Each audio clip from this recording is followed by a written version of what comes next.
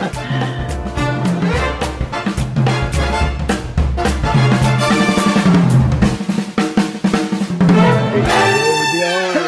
I'm Matthew Young, and the reason why I'm here is, of course, Woodhouse Stories with Michael Woodhouse there. I saw one at lunchtime. I got your message literally as I was coming out of the cinema, and that was the Minions and Monsters. I just went for the sake of it. Don't ask me why, but I just went for the sake of it.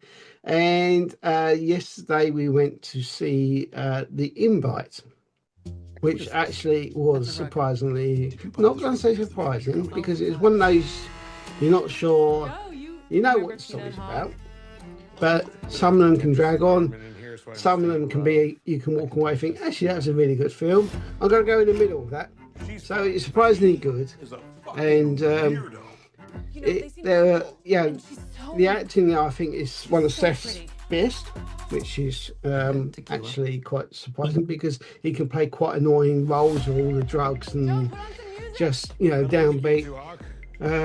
As well as that's still in there, I will say that. But I think acting-wise, it's probably one of his better ones because there are good facial expressions, there are good one-liners, good expressions, good arguments between the couples. You probably don't even know what storyline I'm talking about. No, because I've never seen or heard of The Invite. Sorry, I've never seen or heard of The Invites before. So what it is, it's literally filmed in one flat. It's like Seth and his actress wife as a couple having difficulties, like most. And she invites neighbours from upstairs down, and they sort of cross paths but never spoken with. So, and then they get the argument, why did you invite them? I'm not ready, I've been out, blah, blah, blah, blah, blah, all that sort of stuff. And of course, so they come along, and then there's awkward situations because they hear, not the people invited, but they hear them busy doing things upstairs. And he wants to say, can you quiet it down? And she's trying to avoid him saying things like that. And of course, and then as it goes on, it does come up open. But they actually want to open themselves up to them because they say they have group sessions or split or try other people. Let's put it that way. So then it becomes like, oh, really? What do we think about this sort of thing? So yeah, if you, it's one of those that can make you think if you have relationship difficulties, but it is a film. But I think there will be people who can relate one way or another, whether it's just with each other or whether it's like having fun with each other, whatever. So there are different ways. But yeah, so is it a comedy? I wouldn't say it's classed as a comedy, but there are certainly moments in there where you have a little snigger. Should we say like that? Is it worth going to the cinema to see? Possibly wait until TV. I think if you're like me, you've got a cinema pass. Yeah, go watch it. But will I spend £10-15? Probably not. But no. I didn't certainly not walk away thinking, oh, I didn't enjoy that. That was a waste of time, all that sort of stuff. It was actually, I come away thinking, yeah, that's quite good. I enjoyed it more than I thought I was going to because it is all in one location. So, it is more about the acting than the actual taking advantage of big explosions and comedy things out and about, So it is pretty good acting in that way. Of course, it's got Penelope Cruz in it as well. Things. So yeah, don't want to give too much away, of course. Minions is fine. Yeah, it's pretty much what you see on the advert. I don't know how many times they can do stuff with Minions. I think it's stupid.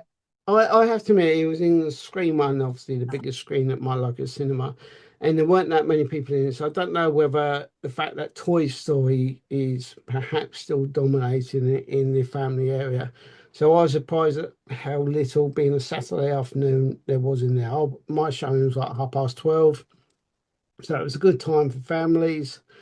So, yeah, whether it's been too many or whether it's been because two Toy Stories on, obviously, if you're taking a family, it's not cheap to take a family to a cinema. No. So yeah. So there's Minions. It's fine. It's fun. It is what it is. It is what's in the trailer. That's all I can really say about it. Oh, um, so we watched this is going back a few months back, but it's kind of relevant where I don't watch a lot of things, and then suddenly we find this old TV show that I've never seen, and we watch it, and then I'm addicted to it, and it's called Him and Hers. Him and Her, sorry. Have you seen it? I don't think so. Okay, it's on BBC iPlayer.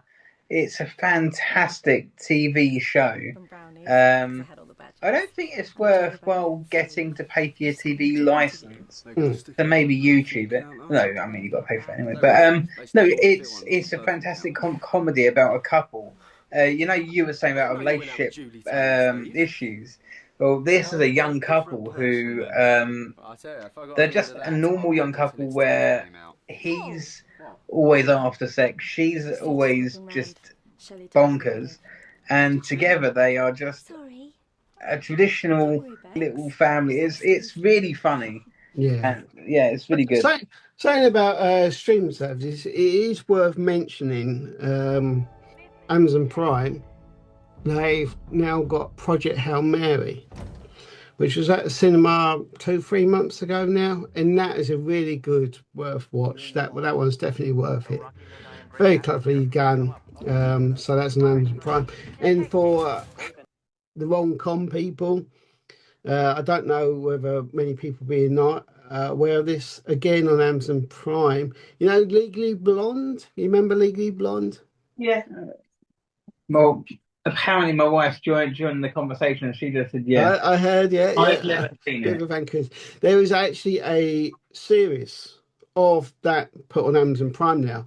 Before, the story of that is like she becomes this lawyer chasing the boyfriend, blah, blah, blah. But this is a story of when she was at a college age. So it's before the movie. And the movie is quite a few years ago. Don't ask me how long ago it was. There is a theatre show going on about it. We saw it this year or last year, recently anyway. So there is a new series of a young Elle. It is called Elle on Amazon Prime if you're into that sort of thing as well. So yeah, you have to be a TV license with Amazon Prime. Yes, that's any streaming services, and the reason for that now is because a lot of them are showing live sports and live stuff. And because it's live, you have to have a TV license, which is really wrong because you kind of not watching BBC. Yeah. But people, BBC isn't just BBC, it's the BBC radio. People forget about that. And you use the iPlayer. You just said you use BBC iPlayer. So you need obviously that is BBC, so yeah, it's easy people to it's weird and it's wrong in some ways that the license is for BBC, but they're saying you need a license for one of the streaming services if you're watching live stuff. You're thinking, well, why? Because I'm not watching BBC. Yeah, well, that's why I thought it was cheeky when the BBC went with, obviously Channel 4 was part of the thing with BBC as well, so it's part of the TV license apparently. But then they included Coco. She literally just jumped. Anyway, I'm not going to tell you what. The walnuts. Yeah. So the TV, so Channel 4, ITV, and BBC joined together, and they made this new thing where you could pay to watch all channels together. It was this app, and I thought to myself, wait, the BBC are already charging for the TV license. Obviously, they can't have adverts, but now they're going to be associated with ITV doing this thing, which on this app you need to pay to not have adverts, which is what the BBC's all about anyway. Yeah, well, they are talking about Freeview gone by, is it 2036 or so? I think 2030, whatever it is. Talking about everything just being over the internet, which I think is really risky. And I know it's more of a modern day thing from me. You're probably into it more than me, but it's probably very risky to put everything over the internet because you've only got to have a few cables cut or destroyed in some way, then you've lost everything. Yeah. And there's so many vulnerable people and hams, as we know, who rely on their TV and stuff like that. It's just very risky to put it all your cards in one box, we say. Which kind of moves me on to the next bit, which I'm going to call life, really, because it's very similar. One of the things that has annoyed me this week is Sony. Sony and Oh, PlayStation. You probably know what I'm going to say. I said they're going to do with digital discs. No, digital discs. I've always vowed I would never go completely digital. Purely because if I buy a game, I can play through it, I can trade it in, I can pass it to friends, I can get some of my money back. Or if it's yeah. a long-standing game like Farming Simulator, Call of Duty, that can last a year or beyond. But if it's a story one, that can keep me rolling. I'll play through it as quick as I can without overloading myself, trade it in, and then use that money to either pay back paying for it or to save it for the next game. So here's my thing with Sony, all digital, and this counts for today as well. Where's the trading standards in that? Because if you can only buy it from one store online, where's the competition? Yeah. Where is it if you have a problem downloading it? Trying to contact somebody must be ridiculous. Yeah. What and going back to like digital, you got so many stores or companies who sell this. Are they putting jobs at risk in those stores? Yeah, you're talking like, I don't know, let's just say, toy stores, supermarkets that sell digital discs. It's the same as DVDs and Blu-rays. We've seen them slowly shrink and shrink. The fact that, there could be jobs at risk because obviously they're not going to be selling. Sometimes if you go in to buy a game, you might see another one in there. You might see something else in that store, which is good for those stores. So where is the equal or the opportunity? They reckon the new PlayStation could be £1,000 or so, and everyone could jump arms in that. But a gaming PC in itself can be £1,000. So it's a difficult one, but I do not believe again in going all digital. I think that right should not be taken away. Yes, I'm so sorry. I'm just trying to walk around here, trying to keep my signal and stop that noise. No, I was so, and I knew that you were going to bring this up today. To to find out that they're going discless is just a very stupid idea, in my opinion, and it puts me off buying a, the next PlayStation Yeah, because I have to admit, I'm not sure if I'm going to. I might do, depends on my situation at the time. Um, but I don't know.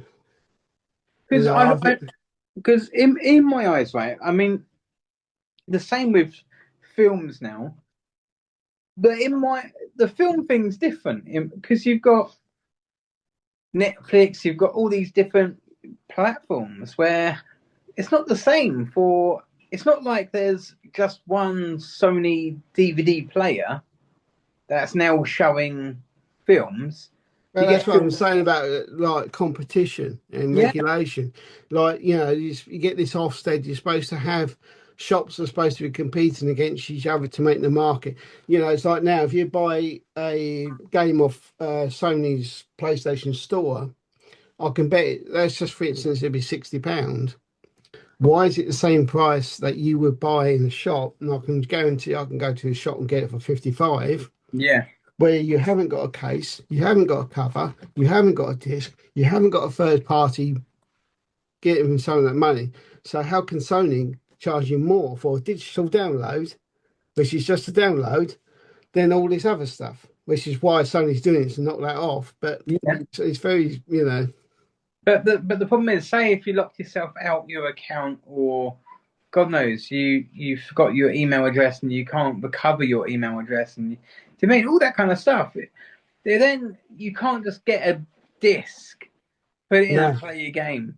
I mean, I I used to love, and I still do. If I get a game, including like the latest wrestling games, I'll go to the local shop and buy Yeah, because you want to it. support local, don't you, as well? Yeah, and like you just get it from there. And I mean, who?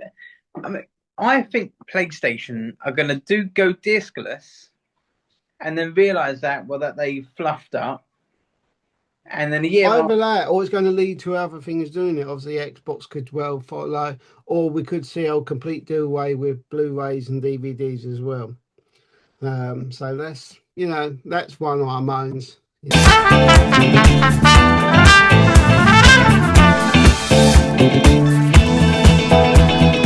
Surviving anarchy.